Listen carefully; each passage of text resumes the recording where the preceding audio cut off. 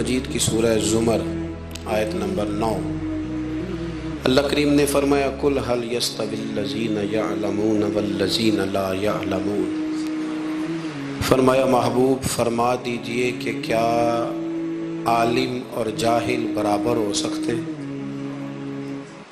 عالم اور جاہل برابر ہو سکتے ہیں؟ یہ برابر نہیں ہو سکتے۔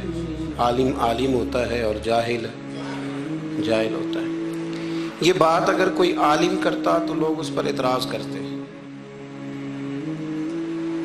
یہ بات اگر کوئی صاحب علم کرتا نا، بڑی بہت اہم بات ہے، ایک جملہ ہے پر اس کی گہرائی دیکھیے گا، یعنی یہ بات اگر کوئی عالم کرتا کہ بھئی عالم اور جاہل کیسے برابر ہو سکتے ہیں، تو شاید ایک بڑی تعداد تھی لوگوں کی جو تسلیم نہ کرتی، لیکن بات اس نے کر دی جو سب کا مالک و مختار ہے، جو پروردگار عالم ہے۔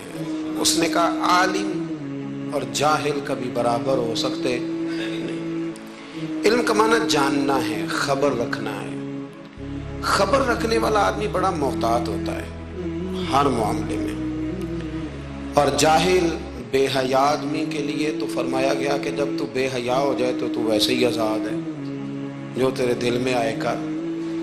جب تک انسان علم میں ہوتا ہے تو کچھ حیا میں ہوتا ہے، اس کا ایک دائرہ کار ہوتا ہے، وہ اس کے اندر بند ہوتا ہے۔ تو علم اسلام کے اندر ایک بڑی محبوب چیز ہے، اسلام نے حصول علم کو پسند کیا ہے۔